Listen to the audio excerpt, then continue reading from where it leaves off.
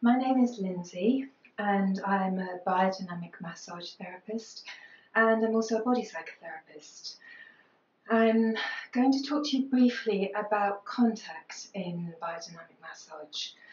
And I'm speaking to you during the COVID-19 epidemic crisis. And as you can see, I don't actually have a person to massage on my table.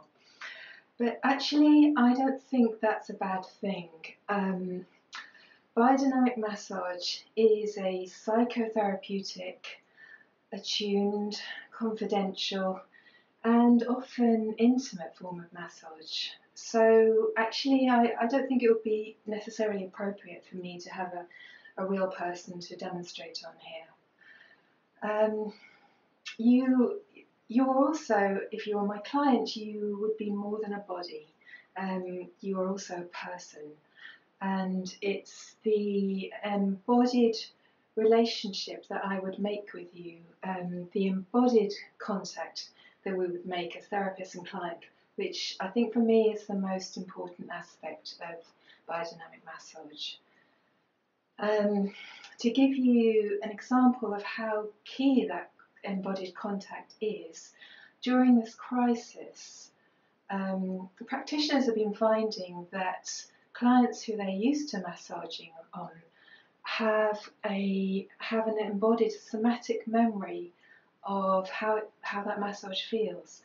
So online, practitioners are able to make suggestions to clients in terms of strokes and pressure, and this can awaken sensations within the client as if they are actually being massaged.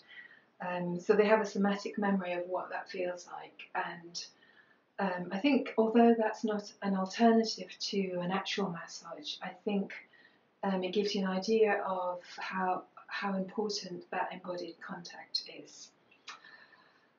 So, as I say, biodynamic massage is a psycho-physiological form of massage.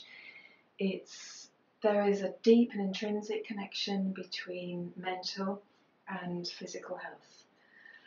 And when we're talking about contact, it is the very early attuned contact between a parent and a child, which enables babies, infants, to contain and express their feelings. If this runs into difficulties and children, babies are not able to be supported in their emotional regulation, we can learn really early on to repress our feelings. And we can do this through restricting our muscles. We can do it through constricting our breathing. So if you don't breathe, you don't feel. And this can also affect other aspects of physical functioning, such as circulation and digestion even. So if this gets stuck in any way, then over time, this stuckness, this constriction I'm talking about, can lead to mental and physical health problems. And another thing about feelings, if we're talking about feelings, feelings for me, they begin in the belly. We talk about gut feelings.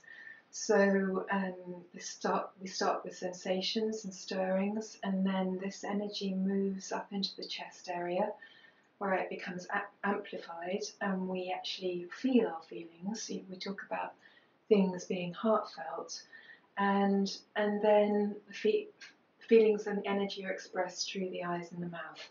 So there is a cycle of expression, and as I say, this cycle can get stuck.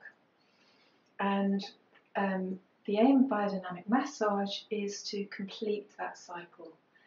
And we do this by releasing tension in the muscles, through opening up the breathing, and also through this attuned contact between therapist and client.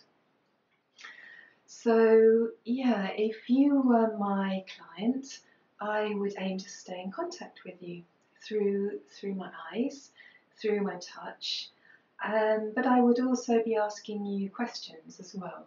As I say, you're not just a body, you're a person. So if I was gently stroking your arm like this, I might be asking you, is this soothing to you? Or is it annoying? Where do you feel contacted? Where do you feel yourself is also what I'm asking you. And I think it's through this attuned contact that gradually and slowly the body can start to release energy and feeling.